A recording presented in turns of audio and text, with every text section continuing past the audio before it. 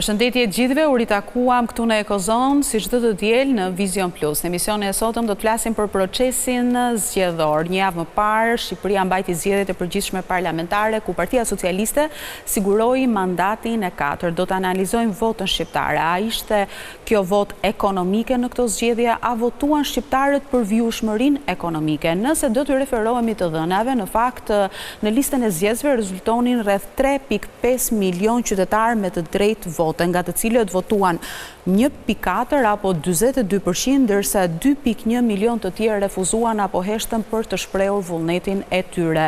Ne do të analizojmë pikërisht këtë sjellje të qytetarëve, por edhe në këtë fushatë elektorale nuk munguan premtimet populiste. Të dy partitë kryesore politike u fokusuan në premtime për rritje pagash dhe pensionesh. Konkretisht, Partia Socialiste pra në 4 vitet e ardhshme ka premtuar se pensionin minimal do ta çojë në 20.000 lekë, ndërkohë pensionin mesatar do ta çojë në 40.000 lekë, paga minimale do të shkojë nga viti 2026 në 50.000 lekë, ndërsa paga mesatare në 4 vitet e ardhshme është premtuar se do të arrijë në 120.000 lekë. Por sa të realizueshme janë premtimet të tilla? Paralelisht do të ndalemi edhe tek paqja fiskale, një projekt i cili në fakt u lançua pak përpara zgjedhjeve parlamentare, ku qeveria me anë të një vendimi zyrtarizoi faljen e një sër gjobash që janë vendosur nga Inspektoratet Vendore të Mbrojtjes së Territorit, nga Inspektorati Kombëtar i Mbrojtjes së Territorit, nga Autoriteti Kombëtar i Ushqimit, nga Inspektorati Shtetëror Shëndetësor, nga Policia e Shtetit dhe Policia Bashkake. Do të falen të gjitha ato gjoba të pa ekzekutuara që janë vendosur nga janari vitit 2015 deri në 30 nëntor të vitit 2024. Ne do t'i analizojmë këto detaje në emisionin e sotëm, ndaj na ndiqni.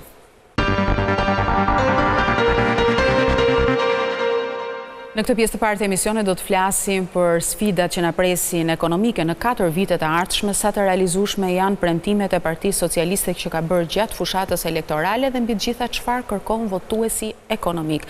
Do të analizojmë në këtë pjesë të parë me të ftuarin tim që është ekspert i ekonomisë, zoti Enea Janko. Përshëndetje, faleminderit që jeni në Ekozon. Përshëndetje, faleminderit për ftesë. Zoti Janko, një koment të shkurtër dhe të parë, po themi, të procesit zgjedhor nga aspekti ekonomik. Si i keni parë apo si i keni lexuar këto zgjedhje? A patëm në këto zgjedhje një votues ekonomik që votoi për këtë orientim? Po, sigurisht që votuesit qytetarët janë gjithmonë të interesuar për çështjet ekonomike, domethënë ato që i preken ato në jetën e përditshme. Por më shumë se sa premtimet elektorale ekonomike, unë besoj që tek votuesit ndikojnë ato premtimet e drejt për drejt atë kandidatëve të secilës zonë për çështje interesa direkte, personale, një po them legalizim apo një punësim, diku, një problemet atimet, një... Po dhe kjo interes ekonomik është? Sigurisht është, pra, interesat ekonomik janë prioritar për votuesit gjithmonë. Por më tepër se sa premtimet e partive, premtimet elektorale ekonomike, pra unë mendoj që janë këto që kanë bërë më tepër ndikim tek votuesit. Jo, duke patur parasysh që përgjithsisht na ka shoqëruar një votë ideologjike që sidomos kur flasim për moshën e tretë, të cilët janë të pa ndryshueshëm, po themi, në qëndrimet e tyre, ndoshta këto zgjedhje sollën një risi në këtë drejtim, mund të shihen në këtë këndvështrim? Po, në qoftë se do t'i futemi analizës, për shembull, të analizojmë target grupin e pensionistëve. Që janë gjysma e votuesve, 700.000. Me këtë nivel pensionesh që ka Shqipëria, që në 10 vjetet e fundit nuk ka pas asnjë arritje, përveç atij indeksimit vogël që është bërë për inflacionin, pensionistët nuk duhet votonin për të majtën për Partinë Socialiste në Shqipëri, por realiteti tregon të kundërtën. Kështu që ky është një grupim, domethënë që është ndikuar nga, po them, marrëdhëniet historike, domethënë, dhe votojnë në këtë mënyrë. Por, pra, po të ishte interesi drejt për drejt ekonomik, nuk duhet kishin votuar kështu, ose bugjit për shembull. E dim që prodhimi bujqësor edhe ka pas probleme gjatë viteve të fundit. Sa protesta janë bërë për skemën e jo të saktë. Sigurisht, edhe gazetarët, edhe analistët e kanë ngritur këtë shqetësim vazhdimisht gjatë viteve të fundit, s'ka pas ndryshime, kështu që edhe ky grupim nuk duhet kishte votuar, por realiteti tregon të kundërtën, kështu që Zoti Enea, kjo votë kaq masive, duhet të thënë, për për partinë në pushtet, a është një besim i fituar ndaj qytetarëve? Mund të konsiderohet kështu, mund të lexohet kështu? Po, me sa duket kur qytetarët kur krahasojnë alternativat, prap kanë zgjedhur të votojnë partinë që ka qenë në qeverisje për 12 vjet e fundit, pa llogaritur edhe faktorë të tjerë që kanë ndikuar, domethënë abuzimi me votat apo në zonat veçanta, por gjithsesi unë besoj që masivisht është votuar partia në pushtet, krahasuar, pra duke llogaritur edhe problemet e brendshme që ka pas e djatha Partia Demokratike, besoj që pavarësisht problemeve pra që kanë pasur këto zgjedhje, qytetarët kanë votuar më tepër partinë pushtet. Pra qytetarët kanë dashur vijshmëri, me sa duket, nuk kanë dashur ndryshim. Mund të lexohet kështu. Shiko, se në qoftë se do t'i futim i thellë analizës së zgjedhjeve janë shumë faktorë. Pra, po të analizojmë pjesëmarrjen, ulja e numrit votuesve tregon që është një masë e madhe e pakënaqur. Ndërkohë 2.1 milion që nuk morën pjesë fare në zgjedhje. E qartë. Pra, pjesa e administratës që është shumë e lidhur me punësimin e tyre, me të ardhmen, me sigurinë e të ardhurave për familjen e tyre, sigurisht që ka votuar për vijshmërinë e kësaj qeverisë, sepse votojnë direkt, po them, për interesat e drejt për drejtat e tyre. Dhe po të kemi parasysh që kjo masë është goxha e madhe, gati 185.000 të punësuar që paguhen nga buxheti i shtetit, është një ndikim shumë i madh tek rezultati final. Po, nëse do të ndalemi pak tek premtimet kryesore, që ishin dhe kryefjala e fushatës elektorale në fakt për të dy partitë politike, që ishin premtimet për rritje pagash dhe pensionesh. Por le të ndalemi ke Partia Socialiste duke patur parasysh që do kemi premtimet e saj, pritet le të themi të konkretizohen për 4 vitet e ardhshme. Pension minimal 200 euro. Në 2030. Në 2030, po, pension mesatar 20.000 lek apo 400 euro, 50 apo 500 euro pag minimale, po këtë e thonë në 2026, dhe pag mesatare gati 1.200 euro për 4 vitet e ardhshme.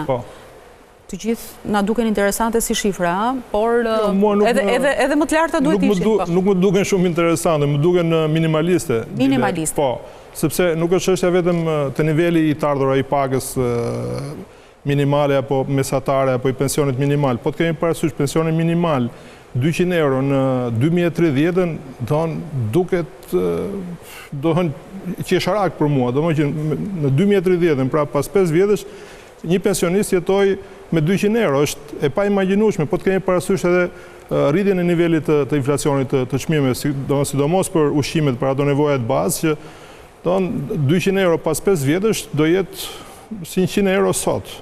Avërsisht.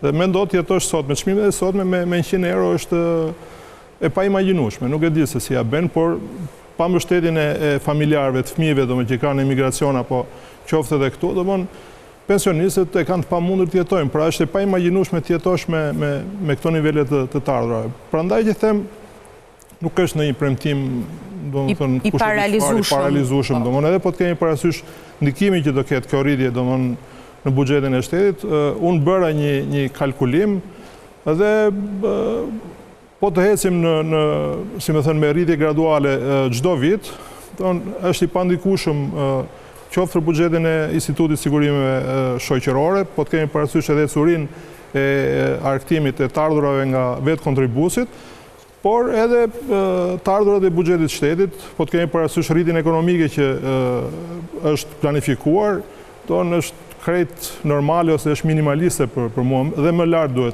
duhet ishte. Mund të ishte, po. Por pensioni mesatar 20.000 lek apo 400 euro? Por 400 euro është për ata që kanë kontribute të plota, pra duhet sqaruar, pra është thënë për ata që kanë kontribute të plota të sigurimeve shoqërore, jo pensioni mesatar për të gjithë, por edhe po të ishte pensioni mesatar për të gjithë, po të kemi parasysh që 400 euro sot po të marrim të vendet e rajonit, Maqedoninë, Kosovën, Malinezi, Serbinë, Bosnjën, afërsisht kaq është sot pensioni mesatar në këto vende. Që nuk në nivelet e rajonit. Se kanë nivel zhvillimi ekonomik apo të ardhura buxhetore më të larta se sa Shqipëria. Pak a shumë janë në këto nivele që ka edhe Shqipëria. Kështu që nëse ata kanë sot këtë nivel, Malizia ka 450 euro pensioni minimal sot. Ne do ta kemi për kontributit me kontributet plota pas 5 vjetësh. Pra, jemi prap akoma shumë mbrapa në nivele shumë të ulta. Nëse çështjen e pensioneve le të themi e ka në dorë qeveria të rrisë apo të jap bonuse, pagat që premton se do të çojë 500 euro minimale dhe 1200 euro mesataren për 4 vitet e ardhshme, këtu ha diskutim. Po sigurisht, sepse do të bëhet fjalë për sektorin privat. Po, bëhet fjalë për sektorin privat që duhet të vinë natyrshëm, jo me detyrim. Ajo bëhet e detyrueshme. Në momentin që e bën një standard ligjor, ajo bëhet e detyrueshme për bizneset dhe absolutisht që do ndikoj tek ecuria e biznesit, sepse është një rritje goxha e lartë. Pra, këtu duhet jemi pak më të kujdesshëm, sepse rritja e pagave tek bizneset duhet lidhet me eficiencën, me produktivitetin e biznesit. Nuk mund të jetë një veprim administrativ. Të gjithë duan t'ia rrisin pagat punonjësve të tyre, por ajo lidhet me ecurinë e biznesit, nuk mund të bëhet e detyrueshme. Dhe nëse bëhet e detyrueshme, rritja duhet të jetë pak më graduale, jo nga 400-500 është rritje shumë e madhe. Po, sidomos kjo minimali e njëjtë që përkthehet automatikisht edhe në kosto të shtuara për bizneset. Po pra, këtë po flisje. Por ndërkohë që kjo rrit të ardhurat e skemës së sigurimeve shoqërore. Pra, është menduar më tepër për këtë besoj se sa për... Megjithatë, edhe në vitin që jemi, por edhe në vazhdim, besoj tregu do të vazhdoj të jetë në këto presionet e rritjes së pagave si pasojë edhe të fenomenit më problematik që është mungesa e fuqisë punëtore. Pra, është, siç e tha dhe ju, një nga problemet kryesore për bizneset, gjetja e fuqisë punëtore, cilët aktualisht po e drejtohen më shumë tregut huaj, duke marrë punonjës të huaj dhe që ja u rrit goxha kostot e punësimit, sepse të marrësh punonjës të huaj ka shumë kosto, që nga lejet e punës, pagesat e tarifave për agjencitë që i sjellin, pa diskutuar edhe qëndrueshmërinë, sa të qëndrueshëm janë këta punonjës që vinë nga jashtë dhe problemet e tjera pra që sjellin me vete, është problemi kryesor që kanë bizneset sot. Kështu që ky duhet të ishte një fokus, pra se si të bëjmë që të rinj shqiptar mos të vazhdojnë me këto ritme të lënë vendin dhe të ikin. Dhe mundësisht pati sinjale nga kryeministri Rama për t'i ftuar emigrantët gjatë takimeve që ai bëri me diasporën shqiptare, për t'i ftuar, për t'i investuar në Shqipëri apo edhe për t'u punësuar, pra për t'u rikthyer, por duhen krijuar kushtet e përshtatshme, domethënë sepse shqiptarët nuk është se duan të ikin apo të jetojnë jashtë, të lënë vendin e tyre. Nuk ka se si më mirë se sa të jetosh në vendin tënd, por duhet plotësuar kushtet këtu që Zoti Janko, meqense jemi në këtë temë, domethënë, a mund ta konsiderojmë emigrimin e të rinjve dhe të shqiptarëve si një alarm kombëtar? Nga fushata elektorale, nga premtimet që kemi dëgjuar deri tani, a të ka tërhequr vëmendjen ndonjë premtim konkret? A ka një strategji kjo qeveri për 4 vitet e ardhshme se si mund ta frenojë këtë fenomen? Apo thjesht është në kuadër fjalësh, nuk ka një projekt konkret? Asnjë nga partitë, qoftë partia që është në qeveri, qoftë partitë që ishin në opozitë, nuk paraqiten programe të mirëfillta, të studiuara, të analizuara me analiza, me shifra konkrete, me objektiva konkrete. Këto ishin vetëm disa premtime elektorale, domos siç ka qenë gjithmonë. Nuk kishim asnjë dokument, flas paktën për 2 partitë kryesore, që ata ta kishin të strukturuar me analizë, me kosto, me të dhëna ekonomike e financiare. Gjithmonë kështu ka qenë. Dhe të miratuara në ato institucionet e partive, pra në asamblet apo në kryesit apo në që të bëhet një dokument serioz, por kishte disa premtime. Edhe me diasporën, me emigrantët, ishin pak a shumë të njëjtat premtime kështu sipërfaqësore që Shqipëria është më mirë, paga në turizëm, në hotel është kaq, pse do rini këtu. Me këto, si më thënë, premtime sipërfaqësore që pra janë ndoshta dëshira, por nuk janë objektiva, domethënë për cilat duhet punuar në mënyrë të planifikuar, domethënë me veprime konkrete, me strategji konkrete, se si t'i arrijmë pra që ne të sjellim të rinë shqiptar në Pra partitë politike nuk kishin një strategji për këtë që konsiderohet shqetësim kryesor. E vetmja gjë që kemi dëgjuar të artikuluar nga Partia Socialiste apo nga qeveria në pushtet është që ka vetëm një paketën e maleve që e konsideron atë për të tërhequr emigrantët të investojnë në pronat e tyre në ditët apo muajt në vazhdim. Po kaq duket si e pamjaftueshme. Edhe paketa maleve nuk është se shumë, pra është një ide, domethënë, por nuk është një projekt konkret se si do realizohet, ku do realizohet, ku janë këto vendet që nuk besoj. Pra, është si ajo ideja e fshatrave turistik, domethënë që u punua për 100 fshatra, disa nuk u punua si që ishte menduar dhe rezultati ishte ka qenë minimal. Në gjykimin tuaj si ekspert i fushës, si mund të adresohet ky problem, zoti Janko? Si mund t'i joshim të rinjtë apo shqiptarët të kthehen? Ky është një problem kompleks, nuk lidhet vetëm me një faktor.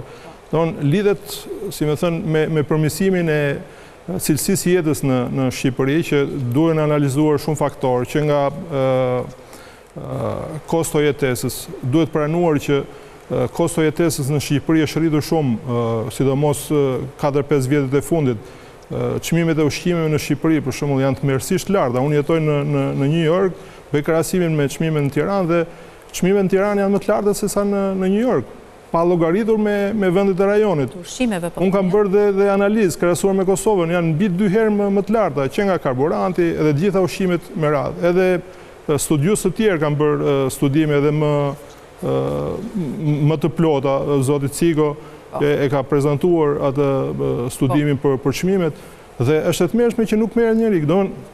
Në këto 4 vjetet e ardhshme, ulja ose mbajtja nën kontroll e inflacionit është shumë e rëndësishme, sepse me këto kosto jetese bëhet e pamundur dhe me këto të ardhura që ka popullsia, nuk flas për 1%, flas për shumicën, pra është e pamundur të jetohet dhe ky është një presion i brendshëm që sigurisht që do të largohen, domthonë kur ke nevojë për të mbuluar të ardhurat e familjes sënde do largohesh se nuk ke zgjidhje tjetër, nuk mund të presësh, pra aq më shumë kur humbet besimin nga qeverisja që të gjithë këto pikpyetje, zoti Janko, të bëjnë të mendosh dhe të analizosh që si ka mundësi pastaj emigrantët me votën e tyre këtë herë treguan të kundërtën.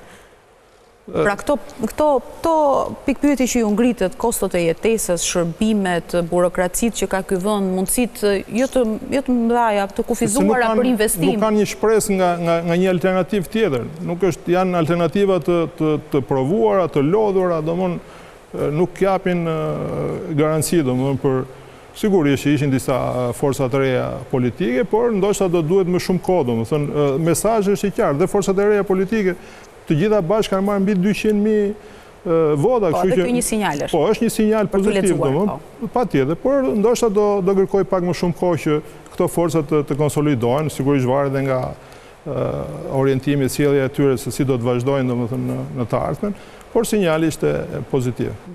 Në fakt, sa herë ka vite zgjedhore dhe flasim për këto premtime dhe programe, le të themi, ekonomike, gjithmonë i vihet edhe theksi tek një model i ri ekonomik për të zhvilluar më tej. Por ky më duket si një slogan, se u bë disa zgjedhje rresh që e dëgjoj si fjali, e thonë edhe zyrtar të qeverisë, por jo vetëm dhe institucioneve të pavarura, por në fakt nuk shoh të kemi në një gjë të konkretizuar. Ne u bë që nga pandemia e më pas që vazhdojmë që të kemi një rritje ekonomike që mbështetet në 2 shtylla kryesore, turizmi dhe real estate apo ndërtimi. Ndërkohë, prodhimi vendas po na rezulton që po shkon drejt shfarosjes, gati. Në fakt, duhet të marrim në kthes në këtë drejtim apo? Shiko, në qoftë se do analizojmë mënyrën se si bëhen politikat në Shqipëri, qoftë qeveria, qoftë forcat politike që janë opozitë, nuk kanë institucione që të merren me kërkime, me analiza dhe me përpunimin dhe me hartimin e strategjive dhe programeve konkrete të zhvillimit. Kështu që të flasësh për modele të reja ekonomike, domethënë në këto kushte kur ti nuk ke institucione dhe njerëz që merren në mënyrë profesionale me to është qesharake. Këtu ka vetëm disa premtime liderësh, që janë më shumë të diktuara nga momenti se sa janë të studiuara. Dhe orientimi në Shqipëri, unë e kam thënë vazhdimisht, është kaotik. Orientohet nga disa qëllime të personale ose të një grupimi të vogël, dhe nuk është i mirë studiuar. Në Shqipëri si mungojnë ato softwarët e zhvillimit ekonomik, pra që këto kompanitë e kërkim zhvillimit apo institucionet që merren me hartimin e politika dhe programeve. Zhvillimi këtu është paksa kaotik, qoftë nga qeverisja, qoftë nga ana e biznesit. Kështu që model ekonomik shumë në teori mund të flasim gjithë ditën, por nuk ka. Ndërkohë, tek prodhimi vendas e kemi analizuar dhe nuk po shkon bujqësia në të njëjtin trend si turizmi, ndërkohë që duhet ishte kështu. Çfarë tregon kjo që edhe ato prodhime që kemi po i eksportojmë, ndërkohë ne po konsumojmë import? Shiko, dy drejtimet kryesore të zhvillimit ekonomik. Është arsye që kishim dhe një inflacion të rritur së fundmi në muajin e fundit. E qartë, dy drejtimet kryesore kanë qenë ndërtimi dhe turizmi. Po të shikosh janë zhvillime të rëmbyera që diktohen nga flukse monetare parash që vinë nga një ekonomi mos them e zezë, se nuk duhet por ky është realiteti. Po të shikojmë dhe kurset e këmbimit, nuk ka fuqi ekonomia shqiptare që të përmbys në këto nivele, valutat e huaja, euron dhe dollarin. Kështu që është më së evidente, që janë këto flukse që vinë nga ekonomia e zezë, që e kanë orientuar këtë lloj zhvillimi. Është gjëja më e lehtë pra për që të blesh pasuri të paluajshme se sa të investosh në prodhim. Këtu mungon dhe orientimi. Sigurisht jo të gjitha parat e shqiptarëve janë të zeza, pra nuk është vetëm kjo e drogës dhe krimit të organizuar, ka edhe para gri që vinë nga emigracioni që kanë punuar, ndoshta i kanë të pa justifikuara, sepse dihet historia e emigrimit shqiptar që kanë qenë pa leje, pa dokumentacione, por ta orientosh pra në këto tek ndërtimi dhe vetëm tek turizmi nuk është e drejtë. Ndërkohë që të lësh nuk është e shëndetshme dhe e qëndrueshme si zhvillim afatgjat. Ndërkohë që prodhimi i vendit, duke marrë edhe prodhimi bujqësor, blegtoral dhe prodhimin e industrisë ushqimore, ka shkuar në regres, Dhe një pyetje të fundit, zoti Janko, në gjykimin tuaj, kush është ajo sfida më e fortë ekonomike që na pret në 4 vitet e ardhshme?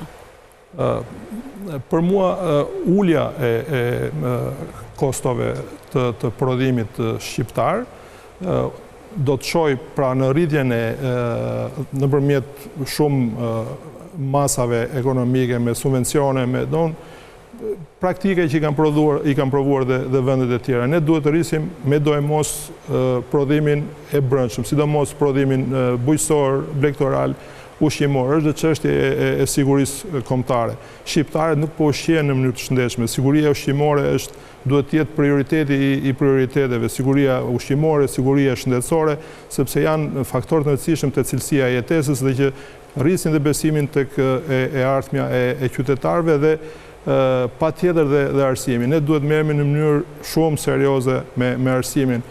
Zoti Rama e pati objektiv në ato fillimet e veta në 2013, por ajo reforma arsimore që u bë për mua ka dështuar, për sa kohë që pothuajse gjysma të diplomuarve në arsimin e mesëm ne po na ikin jashtë dhe është zvogluar në mënyrë të ndjeshme numri i studentëve që studiojnë në universitetet shqiptare. Pra, reforma në arsim ka dështuar dhe duhet rikthyer në fokusin e qeverisë. E kuptoj.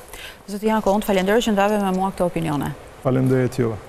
Nderuar miq, ne kemi një shkëputje publicitare dhe do vijojmë të flasim edhe në pjesën e dytë lidhur me premtimet dhe impaktet që patën disa vendime të marra vetëm një javë para zgjedhjeve, siç ishte ai faljes së gjobave apo ajo që njihet ndryshe me emrin paqja fiskale. Impakti i një vendimarrje të tillë do ta analizojmë në pjesën e dytë.